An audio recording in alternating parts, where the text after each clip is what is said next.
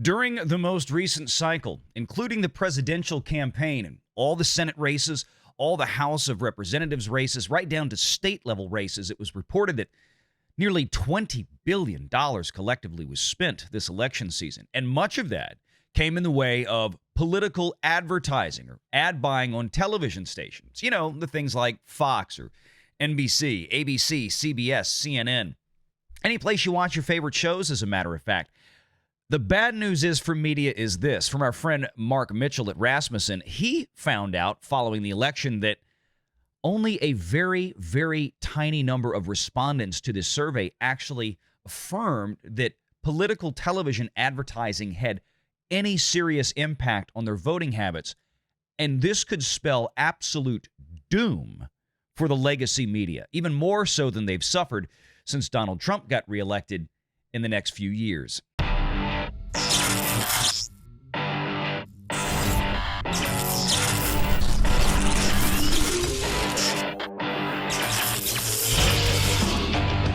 Renegade Online. This news that has now come from Rasmussen reports in a post-election poll, like since Tuesday, is absolutely devastating to the Hollywood media, absolutely devastating to ad sales potentially going forward. This is a nightmare. And this is the story. How much difference did campaign advertising make? You are not going to believe the numbers on this. Remember, Kamala Harris spent $1 billion trying to get elected president, collecting money. Dollars. Yeah, exactly. Trying to get elected president by soliciting donations based on funky, faulty polls like we had up earlier from the Morning Compost. Well, guess what? The guy that conducted this poll is here right now. You guys have seen him before. He has been rejected from the, let's call it the left-wing pollster establishment because, I don't know, he's right, and they can't stand it. You've seen him here before. Mark Mitchell from Rasmussen joining us again. What's up, Mark? Hey, doing well. Yeah, it's a brave new world. All that money just lit on fire and burned. They could have just hired another 50 actors or actresses with that $1 billion they sunk into ads. It's incredible. Or maybe they could have hired ones. They could have spent a little bit more on casting. Yeah. Next, you guys will tell me. Or maybe some polling. Maybe they should have polled their agenda and see if voters actually care for it. Next, you guys are going to tell me that when Oprah said we'd never vote again, that she didn't do it for free. This thing is going off the rails. I don't know what's coming out next.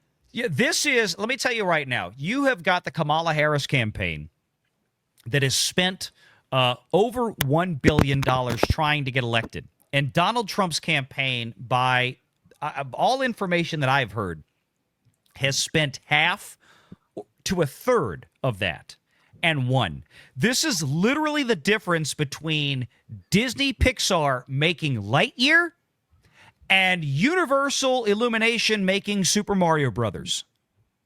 Which one won and which one costs of 1/3 the price?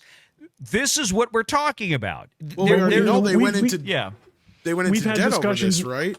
Yeah, no, we've had discussions, back before we got too Hollywoody. I mean, too political.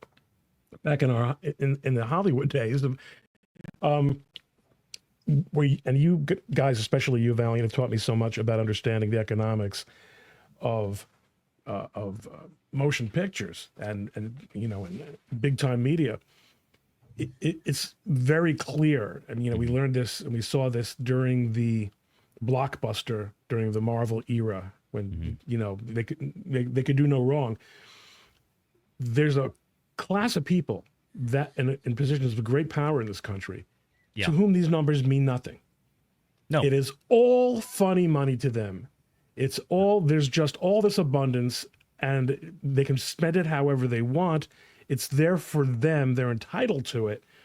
And results are never an issue because there's no accountability. No one's ever fired. No one's ever demoted, unless it's to take the blame for someone else's screw up.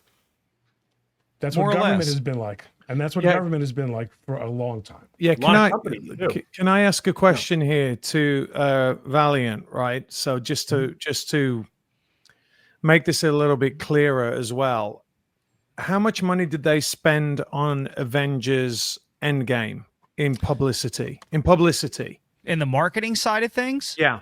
Like 300 million. Yeah. 300 million. 250 to 300 is the numbers that I heard. And that did not include, just to be clear, that's the money that the Walt Disney Company spent in cash. That did not include, that does not include the marketing partnerships that were on the table from places like, if it was like McDonald's or Walmart or Nissan or whatever. Yeah. So that's in addition to it. Yeah. All right. So if you look at someone like Robert Downey Jr., who has had, and of course I know the answer to these questions, but I'm just trying to make a point, right? So he's like a good lawyer. He knows the answer to every question before he asks it. Yeah. So you have Iron Man, Iron Man 2, Iron Man 3, all the Avengers movies, and all the Avengers there, they have their own marketing, right? They've got their own publicist. They've also got the studio's publicist. So if you take two of them, if you take Mark Ruffalo and you take Robert Downey Jr. alone, those two of over 100. Thanks. I'm not interested. They've got 107 million followers on Instagram and X between them, right? Yeah. That's a lot of power, right? And those things were not built by themselves, right? They had this engine behind them that created this. So what a lot of people don't think about is when you have the Avengers go out, right? And they are doing their ad, which didn't work, right? But they've got 10, 15 years of money being pumped behind them for them to be able to come out and discuss politics and to reach a lot of people. And as you're saying, like, we're trying to build these things organically, right? Like these channels are coming organically. They're coming from people don't want to listen to what Mark Ruffalo has to say about politics. He's the Hulk. They love the Hulk smash. We love the movies. We love this. But it's really important to remember and understand that not only do they get paid millions of dollars, right, by all the people that agree with them, and he's going to go off, he's going to do the Fantastic Four, which, by the way, is going to flop. Watch, it's going to lose hundreds of millions of dollars. But they're also got marketing dollars behind them, which pushes them, and then they will go and spend their money and put it back into political campaigns. So it's just this round and round and round and round and round. But it's been built over years, which is why they don't want conservative actors out there, because what they don't want to do, number one, is they don't want to pay them money. And number two, they don't want to give them a platform. And number three, what they don't want to do is build their social media for them that will have influence over things like this election. So when you're talking about $1 billion, right, and I'm presuming that is just from when Joe Biden's thrown out the back of the car, right? Figuratively in Minecraft, YouTube, in Minecraft. Yeah, in Minecraft. I'm sorry, my bad. I'm sorry that they take the. I'm an actor, right? I was like in a script or whatever. But I'm good with it. All right. But you got to remember about all the other, like Oprah and all the rest of this money that's coming in that have 15, 20 with Oprah, like 30 years of goodwill built off the back of regular Americans, right? This is all built off the people that they hate, that they hold in contempt. So it's amazing. I mean, it's so incredible that the American people said, I'm done. And so it's not just $1 billion, it's way more than that. And it's way more propaganda. Yeah. And it's what's amazing is, like you said, now you're seeing people go, hang on a second, I'm going to go and follow these guys on YouTube because they talk sense. They don't hate me. They have a product that that I enjoy. And then eventually you're going to see spring up, please God, you're going to see these independent studios springing up and making content that that people actually want to see. It's going to be amazing. Can I speak to that? Existential threat. My kids ended up on the Angel Studios app because they heard something about Tuttle Twins, and now they are begging me to get the full subscription. And it's not like some of that content is genuinely amazing. Like Sound of Freedom is a great movie. And so far, I haven't watched Sound of Hope or Possum Trot or whatever it is because I don't want to cry. Because it's a story about a family that came together to like save some kids who were going to get lost in the system. But I mean, I've spent the better part of the last 3 days with my kids going through all this content that's really great, really uplifting, and also there were a bunch of economic lessons in there. And now my kids are asking for hard currency for Christmas. They're asking for gold. So I mean, great. That show's hilarious too. Yeah, it's really Tuttle Twins is really well written. There's some really cheap gold out there if you buy it. I mean, it's got chocolate inside, but you can give them that, and it works great. No, they now know that you have to test it. First of all, they're going to buy it. Let's get into this because, Mark, this is what I wanted you to be here for. Like I opened with the monologue, it's dead. It's done. The lies, the pardon my French, the bullshit has been laid bare. And we're seeing right now your own polling, definitive data. And again, I remind folks, no, this isn't a fly-by-night poll. This isn't just somebody that came out of the woodwork. This isn't a right-wing conspiracy operative. This is from the same pollster who consistently throughout the 2024 election cycle was showing Donald J. Trump leading the national popular vote between 2 and 3 points from July until election night, and they were right. Everybody else was wrong. Everybody else was trying to show Kamala Harris was up 4 or 5 points.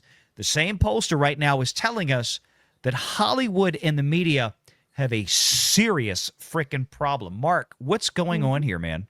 Yeah, this is beautiful because I'll tell you what, it's easy for Disney to ignore a couple of flops. And then they have Inside Out too, and they say, all right, well, maybe we can turn it around. But there's no turning around for the Democrats here. They literally used their entire playbook. They raised $1 billion. They probably had more than that. And they lost the national popular vote. And you were talking about people, the narcissism, the unwillingness and inability to change their minds. There's a really good video on my Twitter feed, Mark_R_Mitchell. It's about a 3-minute clip of a woman who claims she was very much a hard leftist.